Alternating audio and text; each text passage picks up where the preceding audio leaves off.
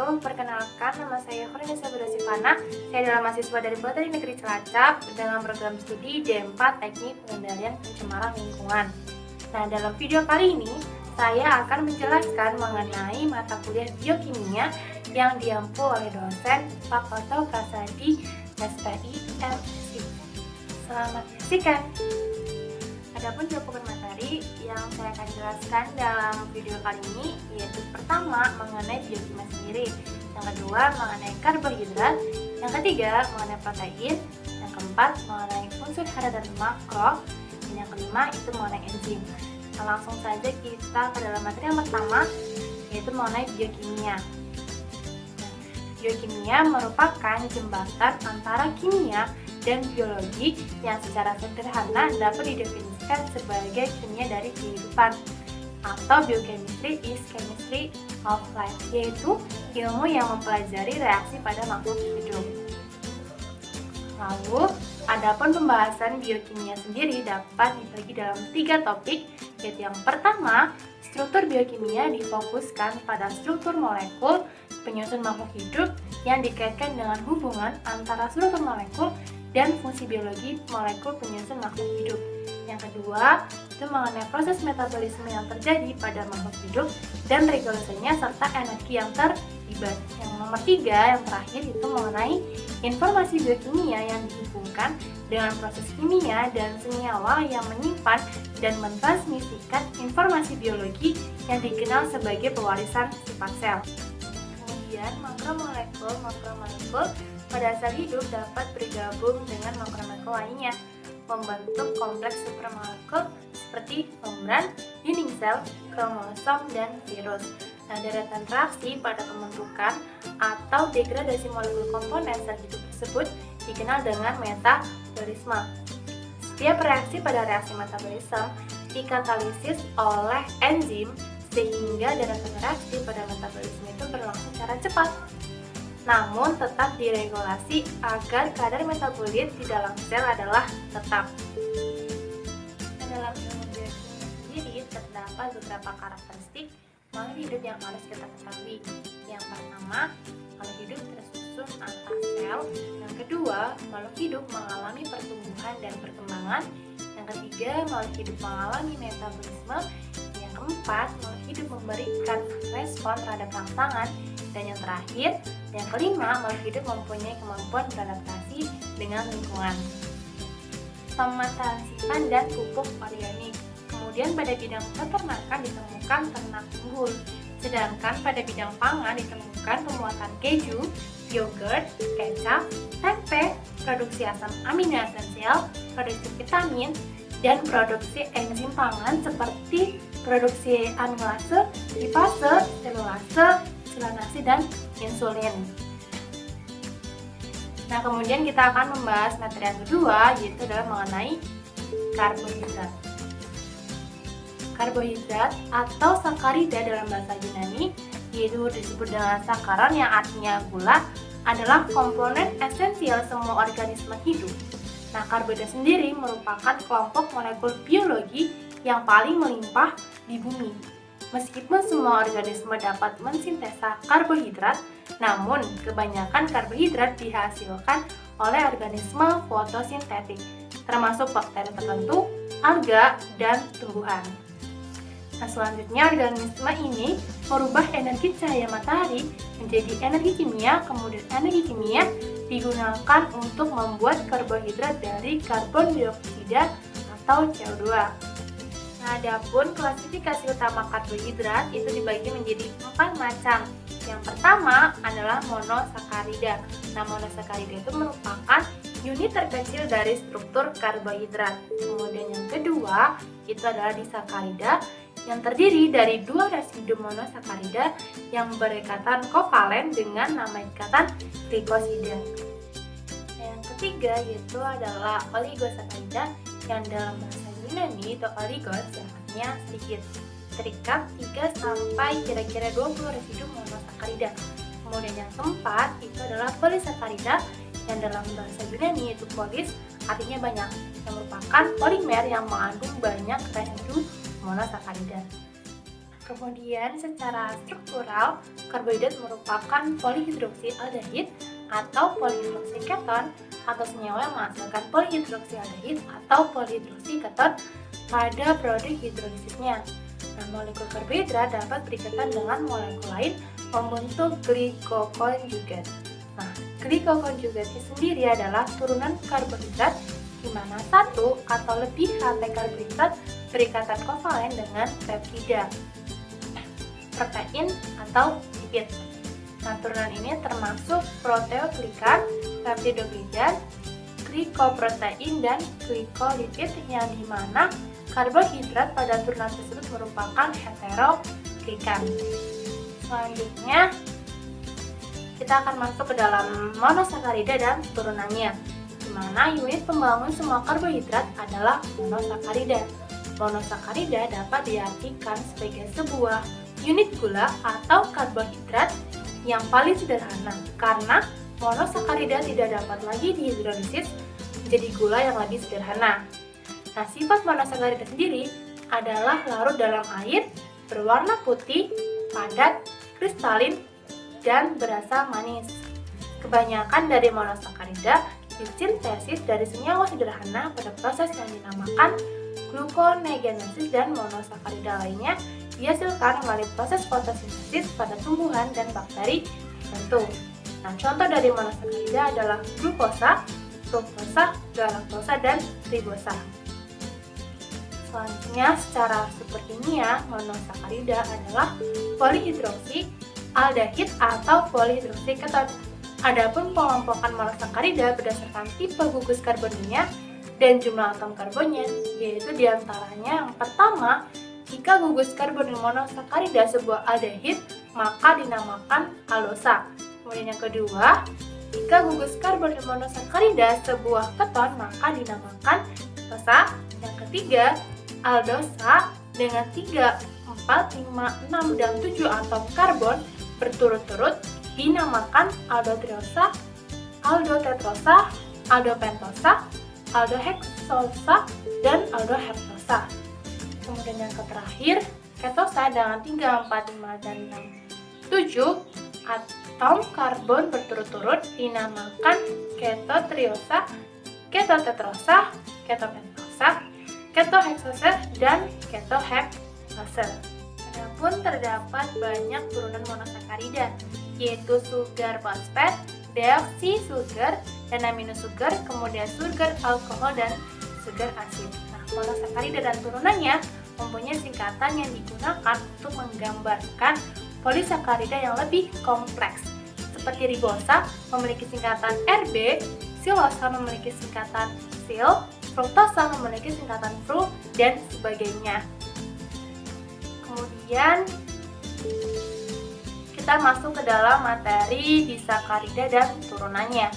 Disakarida dibentuk ketika karbon anumerik dari suatu molekul monosakarida berinteraksi dengan satu dari beberapa gugus hidroksil molekul monosakarida lainnya.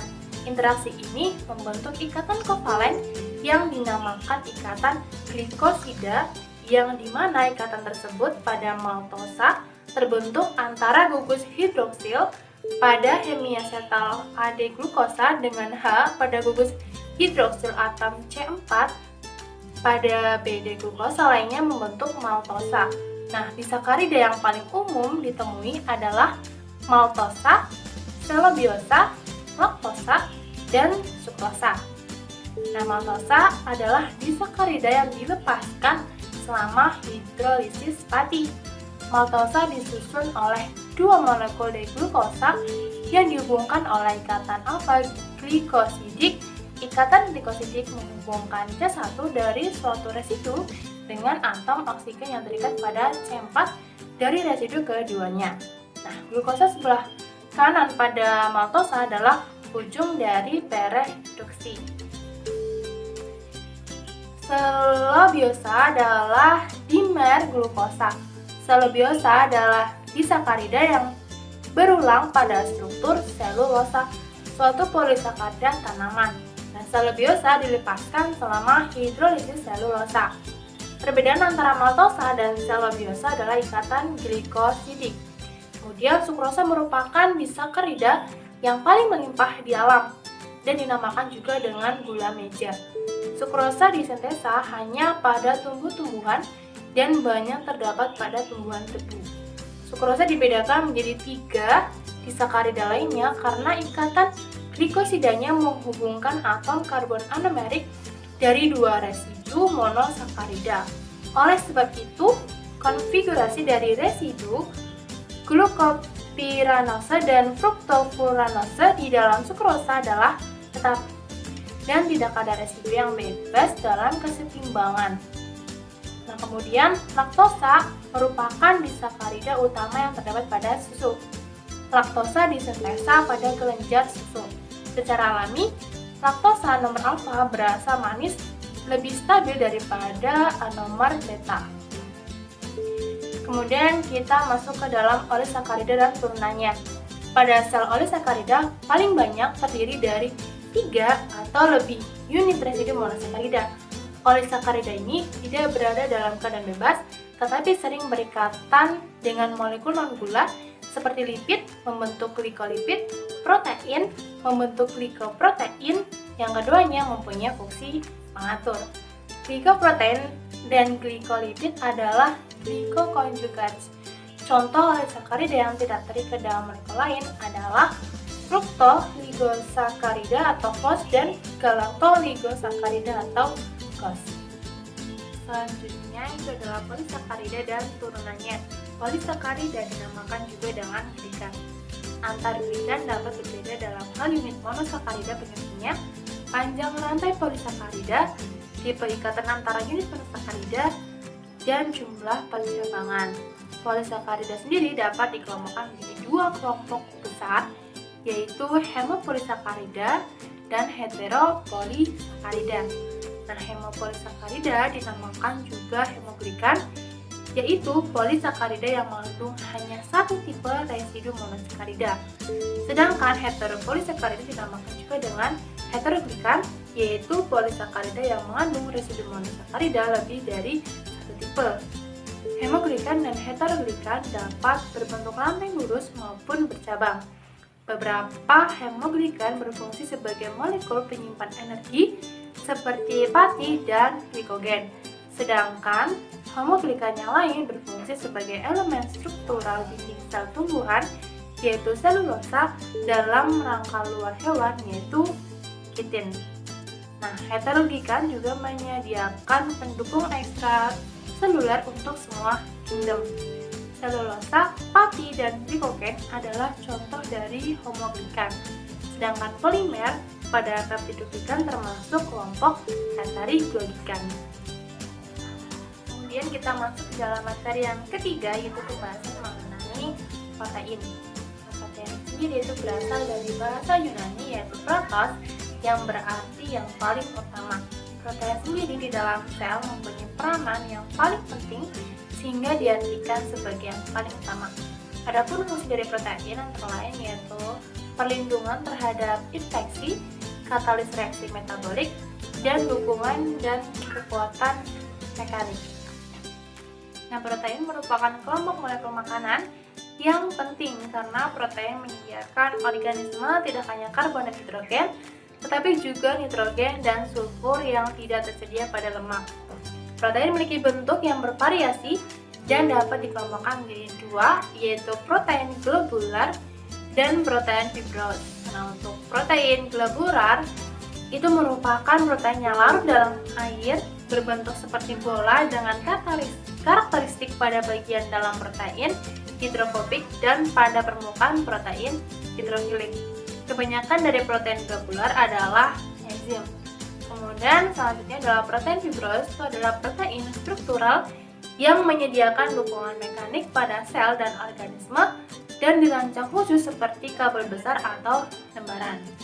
Sebagai contoh adalah alfa keratin yang merupakan komponen utama rambut dan kuku, kolagen yang merupakan komponen utama dari tanduk, kulit, tulang, dan gigi, serta komponen protein virus yaitu bakteriophage, spora, dan pollen. kemudian masuk dalam asam amino protein alami. Protein adalah polimer dari asam amino. Semua organisme menggunakan 20 asam amino yang sama sebagai unit pembangun suatu molekul protein. Asam amino pertama yang ditemukan adalah asparagin pada tahun 1806. Sedangkan asam amino yang terakhir ditemukan adalah treonin yang belum teridentifikasi sampai tahun 1938. Protein alami terdiri dari kombinasi ke-20 asam amino yang dinamakan dengan alfa amino asid. Kemudian pengelompokan protein berdasarkan fungsinya. Protein adalah polipeptida. Nah, pada prinsipnya perbedaan suatu protein dengan protein lainnya itu terletak pada jumlah dan urutan residu asam amino penyusunnya, di mana hal tersebut juga akan menentukan sifat dan fungsi dari suatu protein. Nah, adapun fungsi biologi dari protein yaitu yang pertama merupakan katalis biologi bagi reaksi-reaksi yang terjadi di dalam makhluk hidup. Dan yang kedua, protein pertahanan termasuk antibodi yang merupakan molekul protein yang mempunyai spesifik tinggi. Yang ketiga, protein transport membawa material dari suatu tempat ke tempat lainnya di dalam tubuh. Kemudian, protein mengontrol banyak aspek dari fungsi sel termasuk metabolisme dan reproduksi. Lalu, protein struktur menyediakan pendukung mekanik untuk sebagian besar binatang dan menyediakan penutup luar. Kemudian, protein pergerakan perlu untuk semua untuk bentuk pergerakan. Lalu, protein nutrien menyediakan asam amino untuk embrio dan janin. Dan yang terakhir adalah protein pada permukaan sel dapat bertindak sebagai reseptor untuk berbagai macam ligan dan sebagai mediator interaksi sel dengan sel. Lalu, tingkatan struktur protein. Nah, molekul protein memiliki 4 tingkatan struktur, yaitu yang pertama, primer, sekunder, tersier, dan struktur kuartenan. Nah, struktur primer menggambarkan sekuens linear dari residu asam amino pada protein. Tenaga yang memelihara struktur primer adalah ikatan peptida yang merupakan ikatan kovalen. Struktur 3 dimensi protein digambarkan oleh 3 angkatan tambahan, yaitu struktur sekunder, tersier, dan kuartenan. Tenaga untuk memelihara atau menstabilkan 3 struktur ini adalah ikatan non-kovalen. Nah, struktur sekunder merefer kepada pengaturan memelihara konfirmasi lokal oleh ikatan hidrogen antara hidrogen amida dan oksigen karbonat dari backbone peptid. Kebanyakan struktur sekunder adalah alpha helix dan juga beta strand dan strand. Selanjutnya yaitu protein globular dibagi menjadi 2, yaitu mioglobin dan hemoglobin. Nah, mioglobin adalah protein pertama yang diketahui struktur tersier lengkapnya dengan menggunakan kristalografi sintetik. Mioglobin dan hemoglobin merupakan protein globular yang melakukan fungsi biologi mengikat molekul oksigen secara selektif dan reversibel. Mioglobin merupakan protein monomer kecil yang memudahkan difusi oksigen pada otot vertebrata. Mioglobin sendiri merespon penyediaan oksigen ke jaringan otot reptil, burung, dan mamalia. Sedangkan hemoglobin adalah protein tetramer yang lebih besar yang membawa oksigen dalam darah.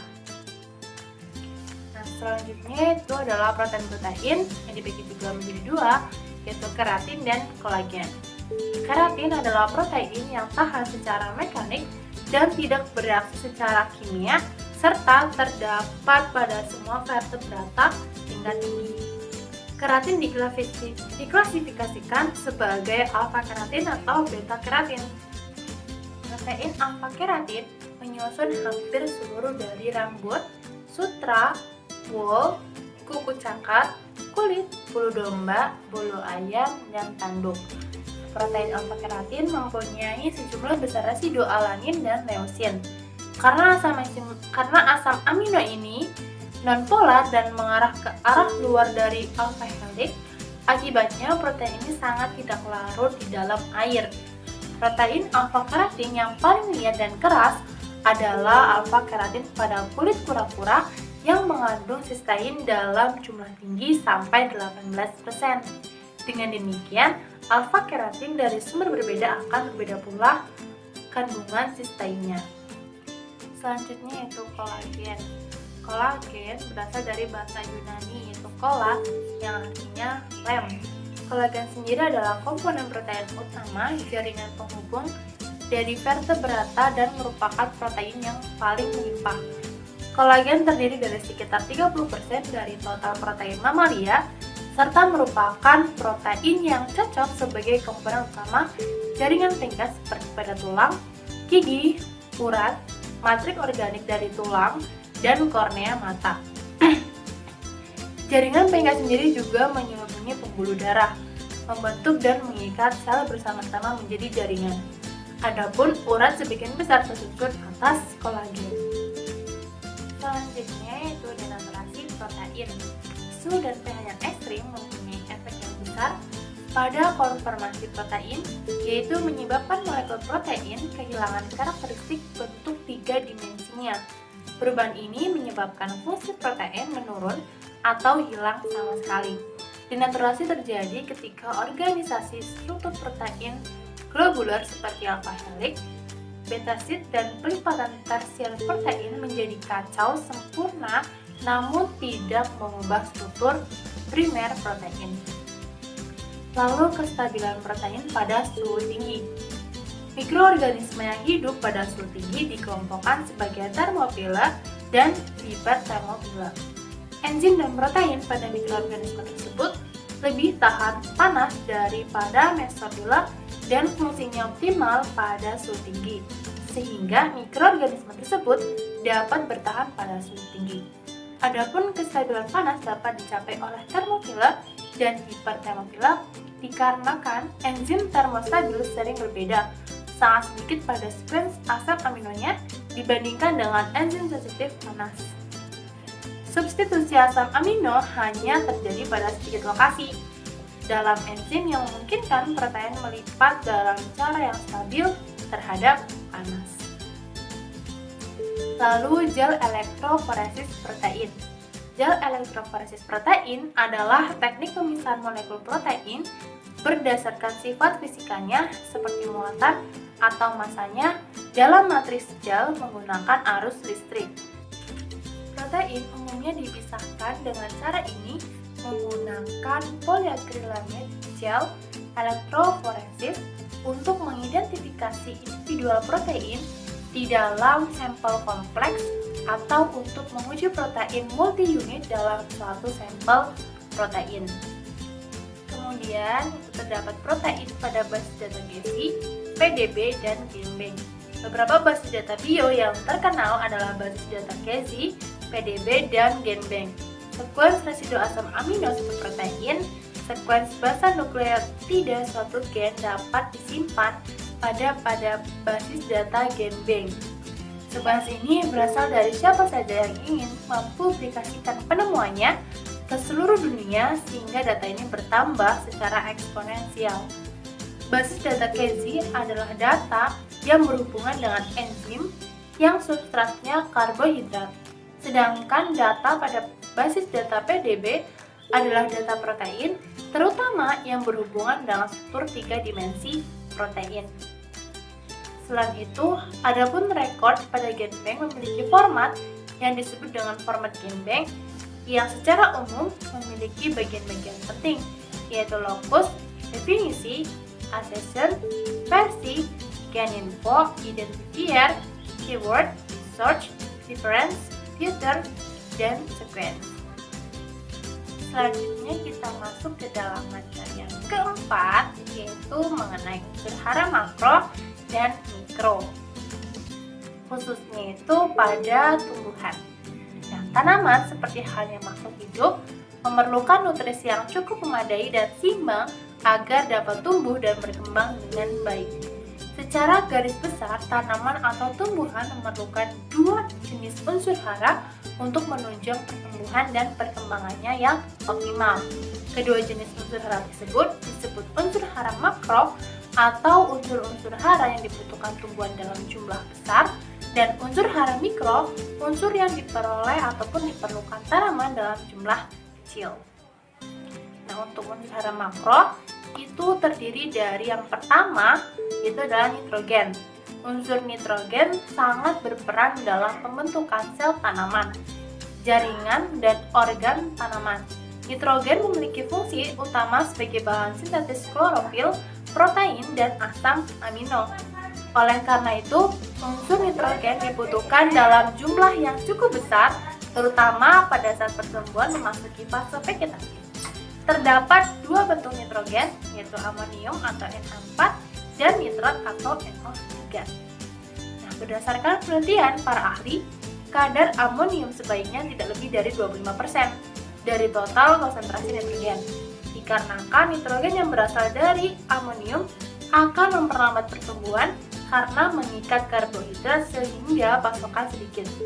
Dengan demikian, cadangan makanan sebagai modal untuk berbunga juga akan sedikit. Sedangkan jika nitrogen didominasi dengan bentuk nitrat, muka sel-sel tanaman akan kompak dan kuat sehingga lebih tahan penyakit. Kemudian unsur makro yang kedua yaitu adalah fosfor. Nah, untuk fosfor merupakan komponen penyusun dari beberapa enzim, protein, ATP, RNA, dan DNA. ATP penting untuk proses transfer energi, sedangkan RNA dan DNA menentukan sifat genetik dari tanaman. Unsur P juga berperan pada tumbuhan benih, akar, bunga, dan buah. Pengaruh terhadap akar adalah dengan membaiknya struktur paparan, sehingga daya serap tanaman terhadap nutrisi pun akan menjadi lebih baik. Adapun ciri-ciri tanaman yang kekurangan fosfor, yaitu dimulai dari warna daun yang tua menjadi keunguan dan cenderung kelabu. Tepi daun menjadi coklat, tulang daun muda berwarna hijau gelap, hangus, pertumbuhan daun kecil, kerdil, dan akhirnya rontok. Fase pertumbuhan lambat dan tanaman kerdil. Selain itu, kelebihan P menyebabkan penyerapan unsur lain, terutama unsur mikro seperti besi, tembaga, dan seng terganggu. Namun, gejalanya tidak terlihat secara fisik pada tanaman. Unsur hara makro yang ketiga yaitu adalah kalium. Unsur kalium berperan sebagai pengatur proses fisiologi tanaman seperti fotosintesis, akumulasi translokasi, transportasi karbohidrat, membuka menutupnya stomata, atau mengatur distribusi air dalam jaringan dan sel. Kekurangan unsur ini menyebabkan daun seperti terbakar dan akhirnya gugur. Unsur kalium berhubungan erat dengan kalsium dan magnesium. Unsur kalium diserap lebih cepat oleh tanaman dibandingkan kalsium dan magnesium. Jika unsur kalium berlebih, gejalanya sama dengan kekurangan magnesium. Adapun ciri-ciri tanaman kekurangan kalium terlihat dari daun paling bawah yang kering atau ada bercak hangus. Kekurangan unsur ini menyebabkan daun seperti terbakar dan yang akhirnya akan gugur. Bunga mudah rontok dan juga gugur. Tepi daun hangus, daun menggulung ke bawah dan rentan terhadap serangan penyakit. Selain itu, kelebihan kalium menyebabkan penyerapan kalsium dan magnesium terganggu. Pertumbuhan tanaman terhambat sehingga tanaman mengalami defisiensi. Kemudian unsur hara makro yang keempat yaitu adalah magnesium. Magnesium adalah aktivator yang berperan dalam transportasi energi beberapa enzim di dalam tanaman. Unsur ini sangat dominan keberadaannya di daun, terutama untuk ketersediaan klorofil. Jadi, kecukupan magnesium sangat diperlukan untuk memperlancar proses fotosintesis. Unsur itu juga merupakan komponen inti pembentukan klorofil dan enzim di berbagai proses sintesis protein. Kekurangan magnesium menyebabkan sejumlah unsur tidak terangkut karena energi yang tersedia sedikit. Yang terbawa hanyalah unsur berbobot ringan seperti nitrogen. Akibatnya, terbentuk sel-sel berukuran besar tetapi encer. Jaringan menjadi lemah dan jarak antar ruas panjang. Ciri-ciri ini persis seperti gejala etiolasi kekurangan cahaya pada tanaman. Adapun ciri-ciri tersebut berupa muncul percak-percak kuning di permukaan daun tua, Hal ini terjadi karena magnesium diangkut ke dalam daun muda. Daun tua menjadi lemah dan akhirnya mudah terserang penyakit, terutama embun tepung. Unsur hara makro yang kelima yaitu adalah kalsium. Unsur ini yang paling berperan adalah pertumbuhan sel. Ia komponen yang menguatkan dan mengatur daya tembus serta merawat dinding sel. Perannya sangat penting pada titik tumbuh akar. Bahkan bila terjadi defiensi kalsium, pembentukan dan pertumbuhan akar terganggu dan berakibat penyerapan hara akan terhambat. Kalsium berperan dalam proses pembelahan dan perpanjangan sel dan mengatur distribusi hasil fotosintesis. Adapun gejala kekurangan kalsium yaitu titik tumbuh lemah, terjadi perubahan bentuk daun, mengeriting, kecil, dan akhirnya rontok. Kalsium menyebabkan tanaman tinggi tetapi tidak kekar. Karena berefek langsung pada titik tumbuh, maka kekurangan unsur ini menyebabkan produksi bunga terhambat. Bunga gugur juga efek kekurangan kalsium, sedangkan jika tanaman kelebihan kalsium tidak akan berefek banyak, hanya mempengaruhi pH tanah. Unsur hara makro yang terakhir atau yang keenam yaitu adalah sulfur atau belerang. Pada umumnya belerang dibutuhkan tanaman dalam pembentukan asam sistein dan metionin. Di samping itu, sulfur juga merupakan bagian dari biotin, tiamin, koenzim A, dan glutathione. Diperkirakan 90% sulfur dalam tanaman ditemukan dalam bentuk asam amino yang salah satu fungsi utamanya adalah penyusun protein, yaitu dalam pembentukan ikatan disulfida antara rantai-rantai peptida. Belerang merupakan bagian dari hasil metabolisme senyawa-senyawa kompleks. Belerang juga berfungsi sebagai aktivator, kofaktor atau regulator enzim dan berperan dalam proses fisiologi tanaman. Jumlah sulfur yang dibutuhkan oleh tanaman sama dengan jumlah fosfor. Kekehadiran sulfur itu menghambat sintesis protein dan hal inilah yang dapat menyebabkan terjadinya klorosis seperti tanaman kekurangan nitrogen. Kehadiran sulfur lebih menekan pertumbuhan tunas daripada pertumbuhan akar.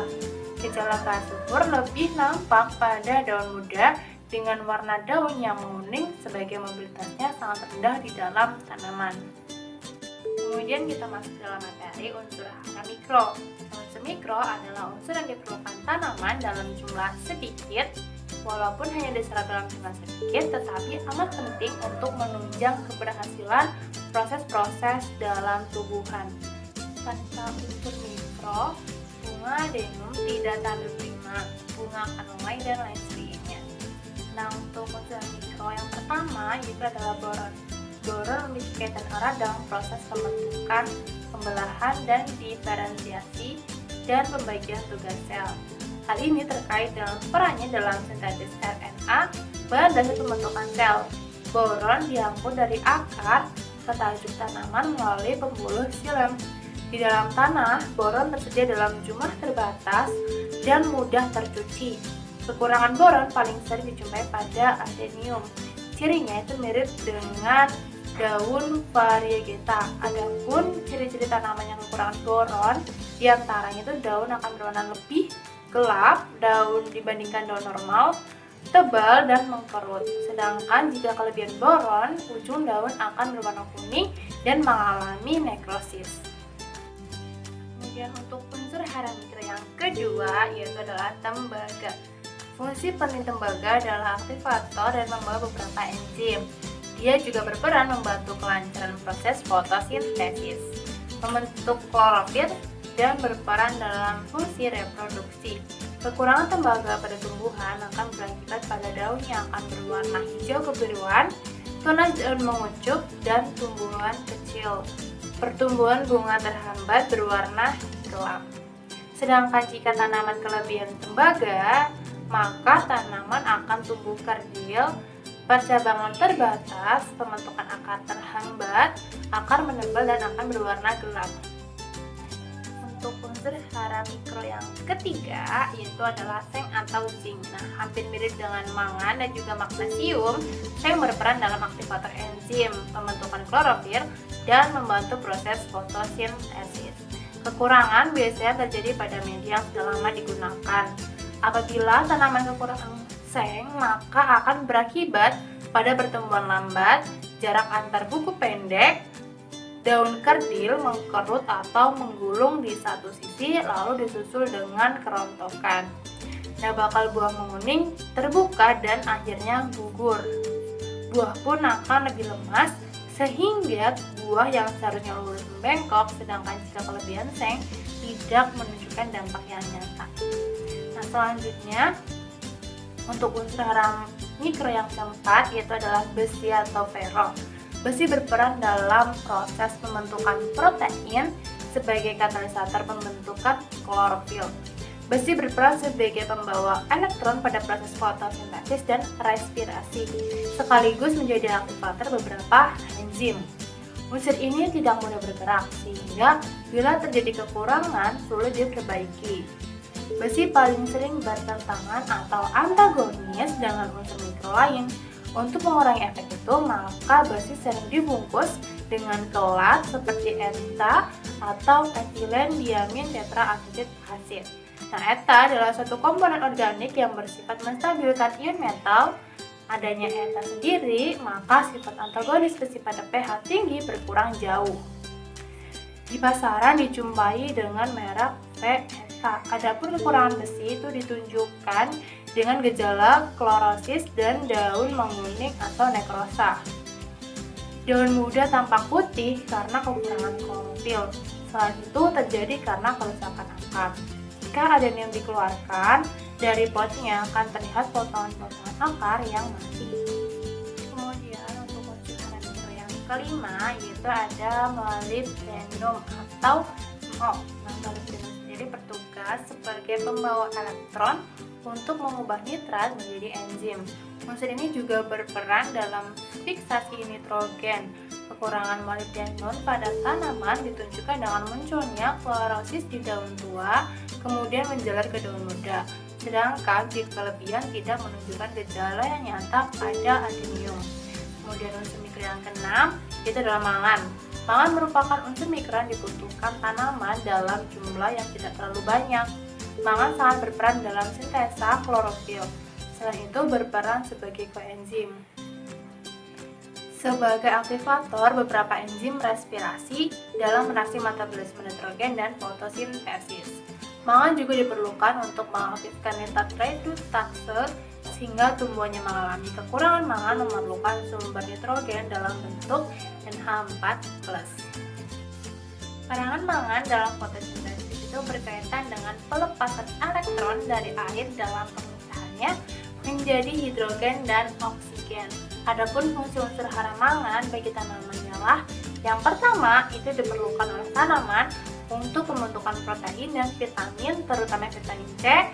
Yang kedua itu berperan penting dalam mempertahankan kondisi hijau daun pada daun yang tua. Yang ketiga berperan sebagai enzim peroksidase dan sebagai aktivator macam-macam enzim. Kemudian terakhir yang keempat berperan sebagai komponen penting untuk lancarnya proses asimilasi. Nah, selanjutnya untuk hara mikro yang ketujuh yaitu adalah klor. Kelebihan klor terlibat dalam osmosis atau pergerakan air atau zat telur dalam sel. Keseimbangan ion yang diperlukan bagi tanaman untuk mengambil elemen mineral dan dalam fotosintesis. Sedangkan jika kekurangan klor dapat menimbulkan gejala pertumbuhan daun yang kurang normal, terutama pada tanaman sayur-sayuran. Daun itu akan tampak kurang sehat dan berwarna tembaga. Kadang-kadang pertumbuhan tanaman tomat, gandum, dan kapas menunjukkan gejala seperti di atas. Kemudian unsur yang ke-8 yaitu adalah natrium. Terlibat dalam osmosis dan keseimbangan ion pada tumbuhan. Salah satu kelebihan efek negatif natrium adalah bahwa dapat mengurangi ketersediaan kalium. Sedangkan jika kekurangan natrium, daun-daun tanaman bisa menjadi hijau tua dan tipis, tanaman juga akan cepat menjadi layu. Adapun unsur hara mikro yang ke-9 yaitu ada kobalt.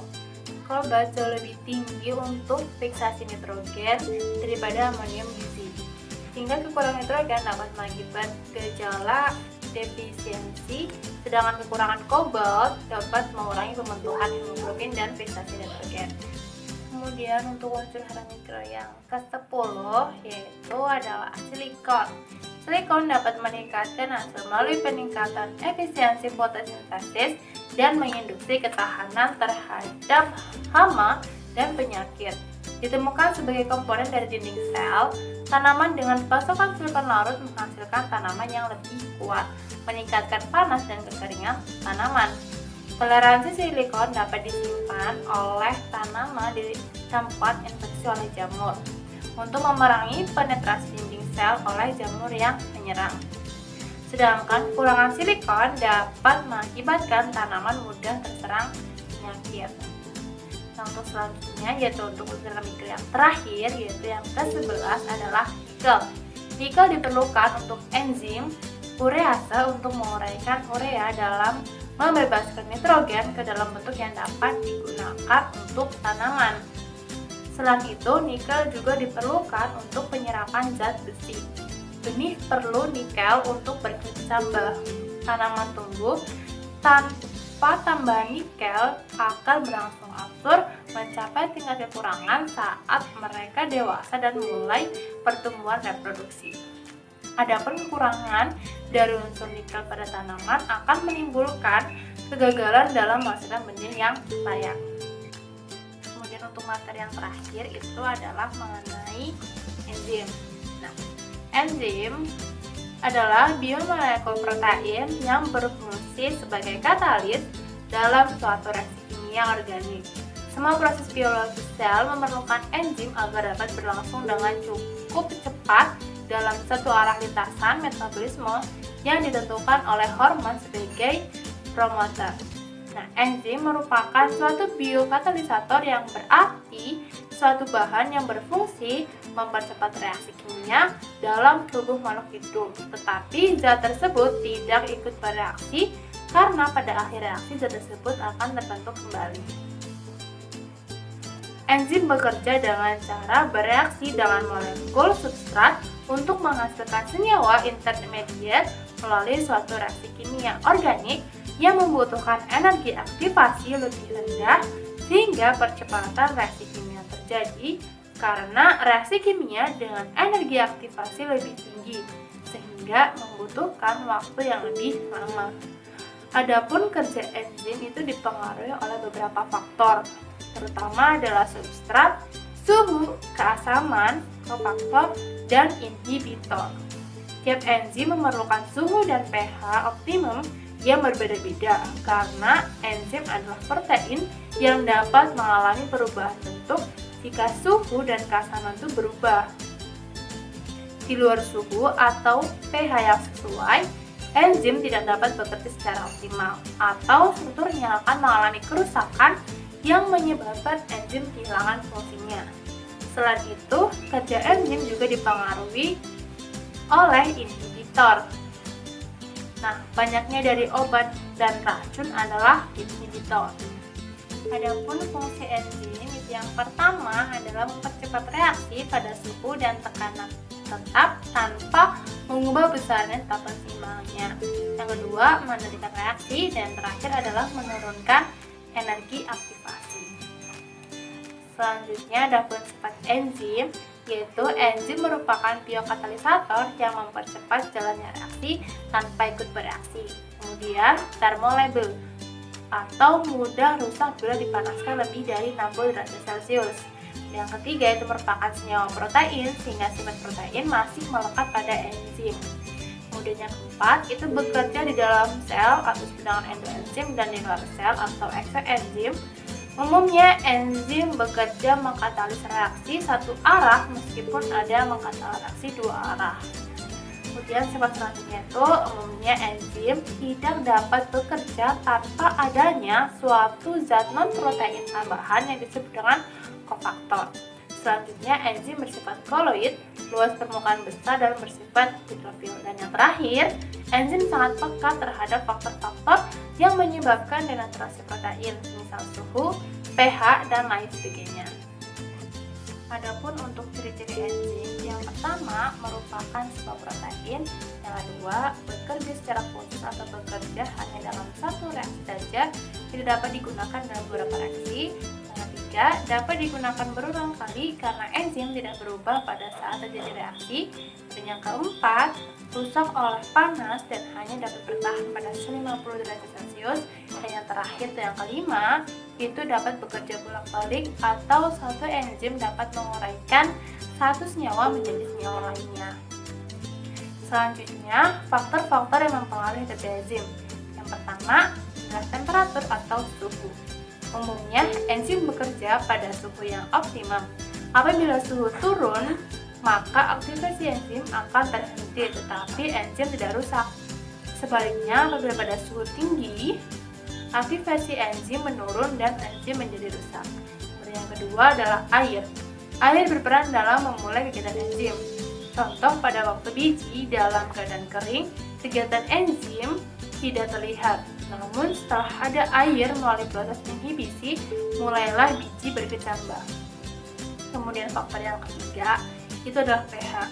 Perubahan pH dapat membalikan kegiatan enzim, yaitu mengubah hasil akhir kembali menjadi substrat. Kemudian yang keempat, itu adalah hasil akhir. Kecepatan reaksi dalam suatu proses kimia tidak selalu konstan. Misal, kegiatan pada awal reaksi tidak sama dengan kegiatan pada pertengahan atau akhir reaksi. Apabila hasil akhir banyak, maka akan menghambat aktivitas enzim. Kemudian, faktor yang selanjutnya itu adalah substrat. Substrat adalah zat yang diubah menjadi sesuatu yang baru. Umumnya terdapat hubungan yang sebanding antara substrat dengan hasil akhir apabila konsentrasi enzim itu adalah tetap, pH konstan, dan temperatur juga konstan. Jadi apabila substrat yang terjadi 2 kali lipat, maka hasilnya juga akan 2 kali lipat. Kemudian faktor yang terakhir itu adalah zat-zat penghambat. Zat penghambat adalah zat kimia yang menghambat aktivitas kerja enzim.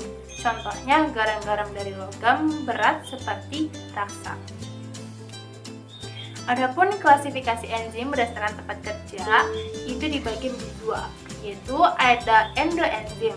Dan endoenzim disebut juga dengan enzim intraseluler, yaitu enzim yang bekerjanya dari dalam sel. Umumnya merupakan enzim yang digunakan untuk proses sintesis di dalam sel dan untuk pembuatan energi ATP yang berguna untuk proses kehidupan sel. Misalnya adalah proses aspirasi.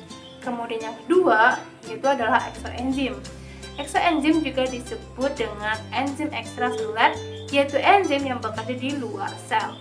Umumnya berfungsi untuk mencernahkan substrat secara hidrolisis untuk dijadikan molekul yang lebih sederhana dengan pH rendah sehingga dapat masuk melewati membran sel. Energi yang dibebaskan pada reaksi pemecah substrat di luar sel tidak digunakan dalam proses kehidupan sel.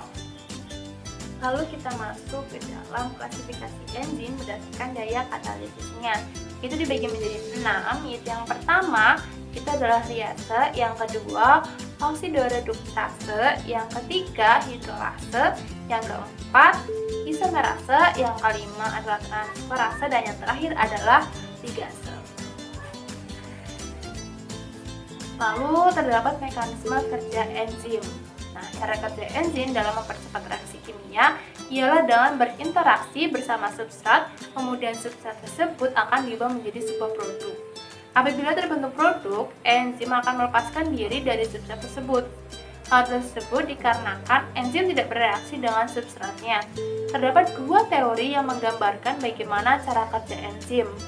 Antara lain itu adalah sebagai berikut. Yang pertama, itu adalah teori gembok dan kunci. Emil Fischer pada tahun 1894 merupakan penemu teori ini. Menurutnya, enzim akan berikatan dengan substrat yang mempunyai bentuk yang sama atau spesifik dengan sisi aktif dari enzim. Dengan kata lain, hanya substrat yang mempunyai bentuk yang cocok seperti spesifik yang dapat berhubungan dengan enzim. Oleh karena itu, teori ini dinamakan gembok dan kunci dikarenakan enzim diilustrasikan sebagai kunci dan substrat diilustrasikan sebagai gembok. Karena gembok dan kunci akan memiliki kecocokan sisi yang sama untuk bisa membuka ataupun sebaliknya. Namun teori tersebut memiliki kekurangan, yaitu tidak mampu menjelaskan mengenai kestabilan enzim pada saat peralihan titik reaksi enzim. Selanjutnya untuk teori yang kedua yaitu adalah teori induksi. Daniel Kostland pada tahun 1958 adalah yang menggunakan teori ini yang menjelaskan bahwa enzim mempunyai sisi aktif yang fleksibel. Meskipun demikian, sisi aktif enzim tersebut memiliki titik-titik pengikatan yang sama atau spesifik, sehingga hanya substrat yang memiliki titik-titik pengikatan yang spesifik akan menginduksi sisi aktif dari enzim, sehingga pas atau membentuk seperti substrat. Teori induksi inilah yang mampu menjawab kekurangan dari teori gembok dan kunci sebelumnya. Oleh karena itu, teori induksi yang dikemukakan oleh Daniel Kostland pada tahun 1958 merupakan sebuah teori yang paling banyak diakui oleh para peneliti untuk dapat menjelaskan cara kerja enzim. Kemudian, kita akan membahas mengenai enzim dalam metabolisme. Yang pertama, itu ada enzim katalase. Enzim katalase berfungsi untuk membantu pengubahan hidrogen peroksida menjadi air dan oksigen. Kemudian yang kedua, itu terdapat enzim oksidase yang berfungsi untuk mempergiat penggabungan O2 dengan suatu substrat yang pada saat bersamaan juga mereduksikan O2 sehingga terbentuk H2O. Kemudian ketiga, itu terdapat enzim hidrase yang berfungsi menambah atau mengurangi air dari suatu senyawa tanpa menyebabkan terurainya senyawa yang bersangkutan. Contohnya itu ada furnarase, enolase, akonitase. Kemudian yang keempat, itu adalah enzim dehidrogenase. Enzim ini berfungsi untuk memindahkan hidrogen dari suatu zat ke zat lain. Selanjutnya enzim yang kelima, yaitu adalah enzim transfosforilase, di mana enzim ini berfungsi untuk memindahkan H3PO4 dari molekul satu ke molekul lainnya dengan bantuan ion Mg2+. Untuk yang keenam, itu adalah enzim karboksilase, di mana enzim ini berfungsi dalam pengubahan asam organik secara bolak-balik. Contohnya adalah pengubahan asam pirufat menjadi astaldehid dibantu oleh karboksilase pirufat. Nah, untuk enzim yang ketujuh, itu adalah enzim desmolase. Enzim ini berfungsi untuk membantu dalam pemindahan atau penggabungan ikatan karbon. Contohnya adalah aldolase dalam pemecahan fruktosa menjadi gliseraldehida dan dehidroksiaseton. Untuk enzim yang terakhir, itu adalah enzim peroksida yang berfungsi membantu mengoksidasi senyawa fenolat, sedangkan oksigen yang dipergunakan diambil dari H2O2. Nah, demikian penjelasan yang dapat saya sampaikan. Apabila terdapat kesalahan kata ataupun dalam menyampaikan itu saya kurang jelas, saya mohon maaf yang sebesar-besarnya. Dan semoga video ini dapat bermanfaat untuk media pembelajaran. Terima kasih atas perhatiannya. Wassalamualaikum warahmatullahi wabarakatuh.